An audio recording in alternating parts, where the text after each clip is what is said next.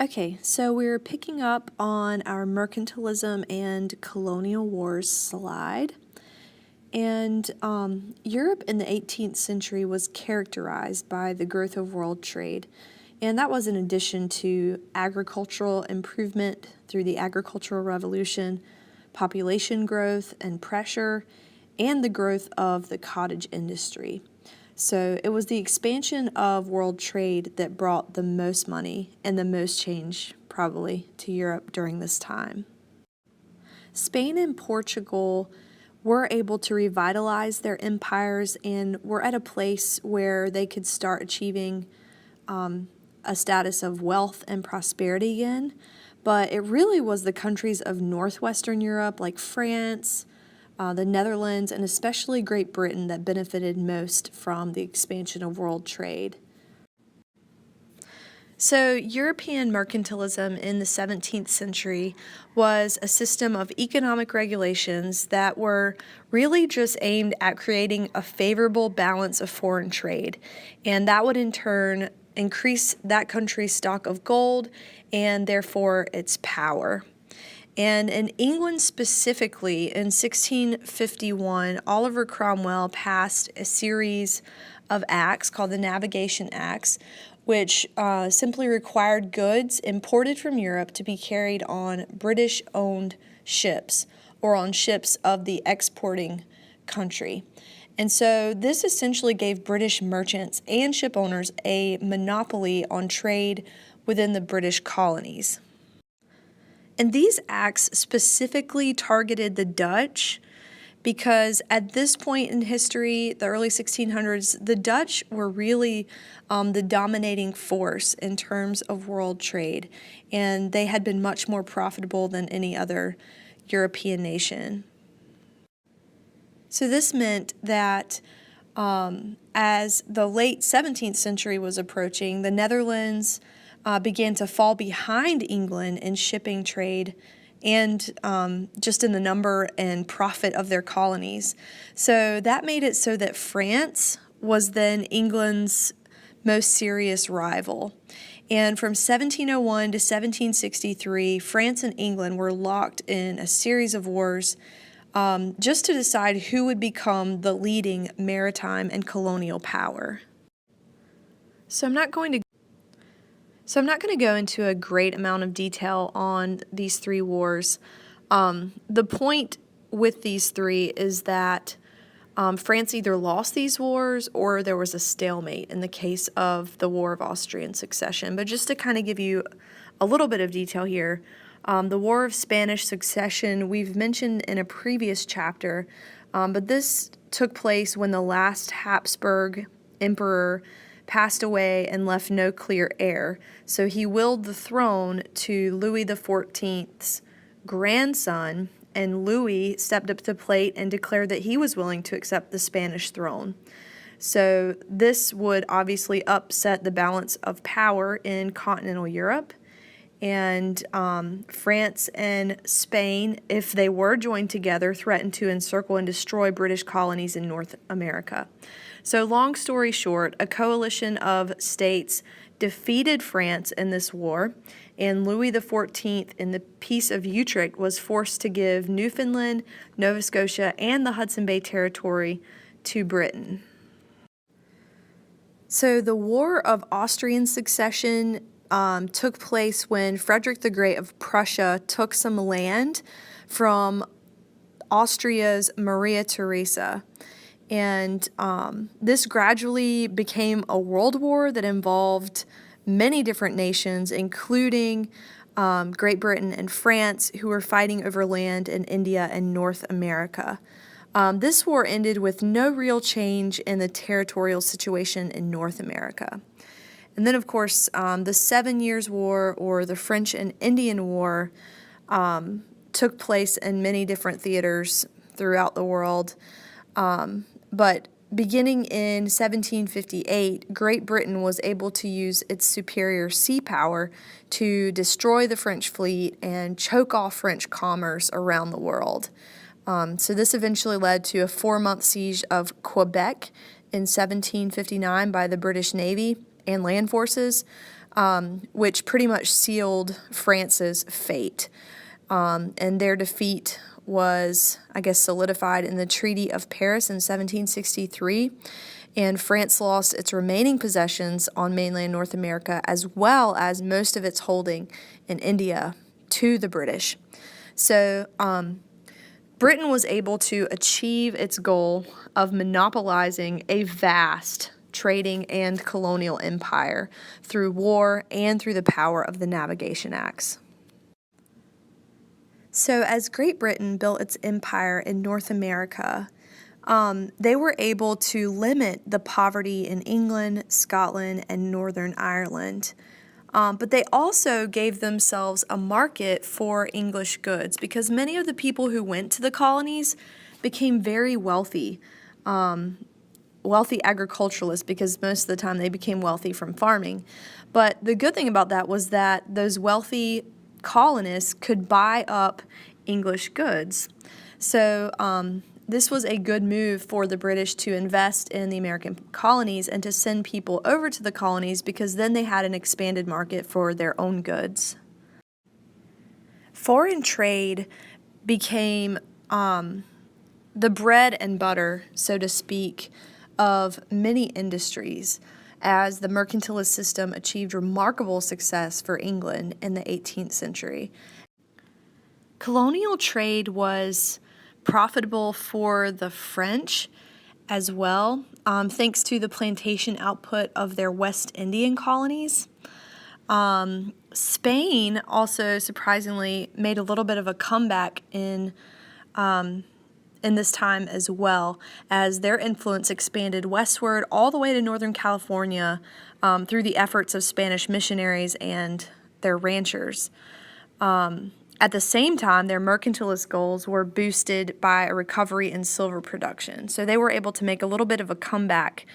We know that they previously had kind of fallen off the charts with economic success in comparison with other European nations during this time.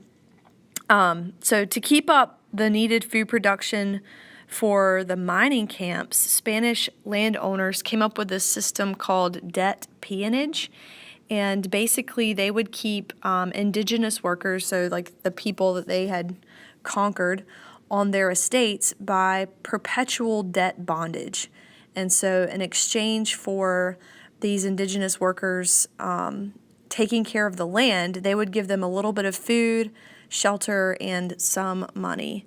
And through that, they were able to make a little bit of a comeback. All right, the Atlantic slave trade. So one of the interesting effects of the transatlantic slave trade was the integrated economic system. The growing volume of transatlantic trade drew the 4 continents bordering the Atlantic Ocean into an increasingly integrated economic system. So it brought these continents together in a way that was unprecedented for the time. So the Atlantic slave trade was the key element in the Atlantic economy, and it intensified after 1750, peaking in the 1780s, when an average of 80,000 slaves per year were shipped across the Atlantic.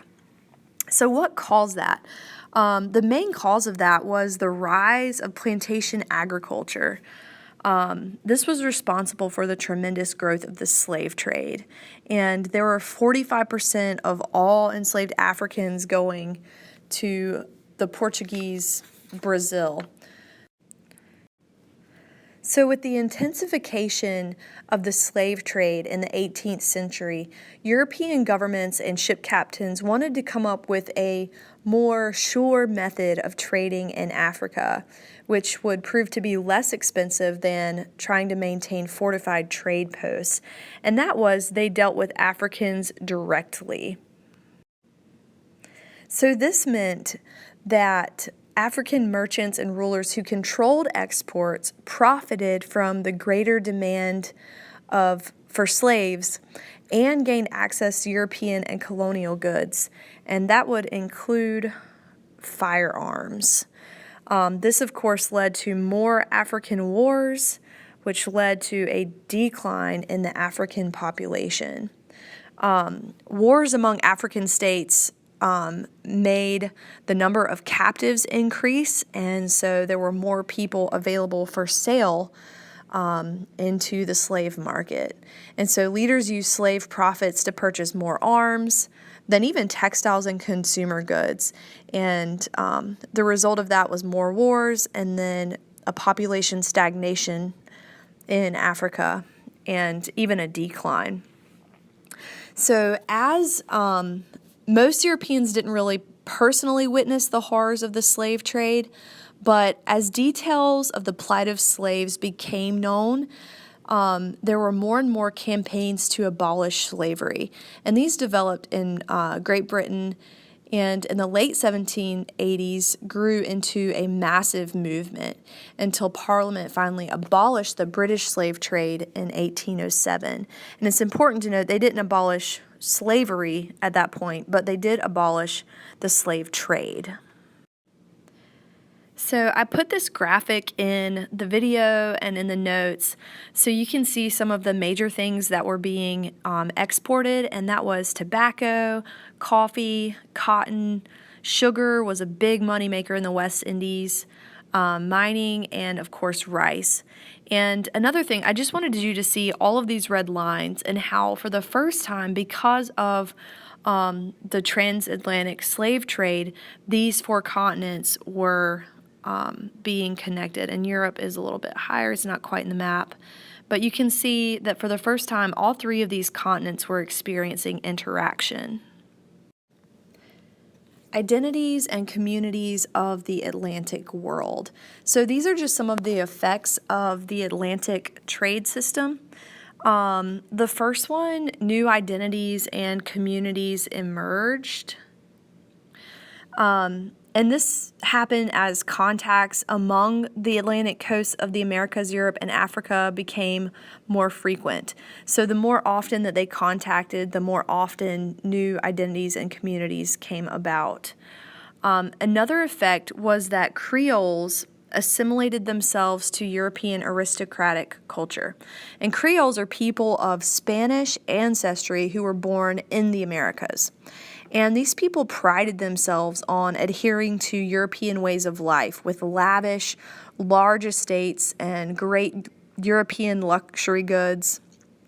Over time, though, Creole traders and planters increasingly resented the regulations and the taxes that were imposed on them by colonial bureaucrats.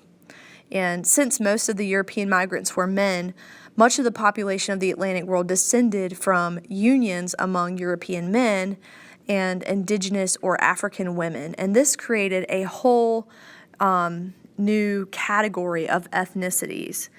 And so mixed race populations were another effect of this trade in the transatlantic world. And the mixed race populations sometimes were able to rise up to be colonial elite. But in the British colonies of the Caribbean and in the southern mainland, masters tended to leave their mixed race offspring, or sons and daughters, I guess to sound better, in slavery. The conversion of indigenous people to Christianity was a key ambition for Europeans in the New World, and often took place through complex process of cultural exchange. As Catholic friars tried to understand native cultures and languages in their effort to render Christianity understandable to indigenous people, Christian ideas and practices in the New World took on a distinctive character. So as Catholic friars, as the missionaries were traveling around trying to relate to the native populations, Christianity took on not a different character entirely, but a distinct culture of its own.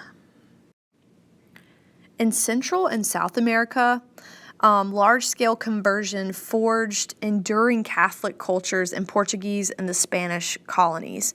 And many of those places today are still hardcore Catholics. But conversion efforts in North America were not as effective just due to the nature of the scattered settlements. And in some ways, the practice of slavery limited efforts to spread Christianity because many times slave owners refused to baptize their slaves. All right, trade and empire in Asia and the Pacific. As the Atlantic economy was taking shape, Europeans fought for dominance in Asian trade as well. And it was the Portuguese who dominated. And so even though they dominated, they didn't really change the pattern of Indian Ocean trade. But unlike the Portuguese, the Dutch did transform the pattern of Indian Ocean trade by taking direct control, by establishing outright control of East Indian states and forcing the people who live there into subjection, forcing them to live as dependents. So the British struggled for a foothold in Asia until 1716, when the Mughals gave up empire-wide trading privileges in India. And so to further their economic interests, the British East India Company intervened in Indian affairs, and they made alliances with or waged war against Indian princes. So Britain's rivalry with France for influence in India ended with the Treaty of Paris, which really granted all of France's possessions in India to the British. So after the Treaty of Paris resolved the whole British versus French rivalry in India, the British were able to gain complete control of most of India. And in 1764, company forces, the company being the British East India Company, defeated the Mughal emperor, and they left him on the throne, but he was ruler only in title and was really just a formality at that point. So the British were able to achieve almost complete control of India. And so then from there, they expanded to Australia. The beginning of British settlement in Australia happened in the late 1700s. As the first colony was established there. And it was basically just a place for convicted prisoners to go, as the prisons in London were filled to the brim. So overall, trade in the Atlantic was pretty much inseparable from Asian commerce, and the Europeans were increasingly beginning to dominate commerce in both worlds. So that brings us to a conclusion for our third video. So I hope you have an awesome night, and I will see you tomorrow.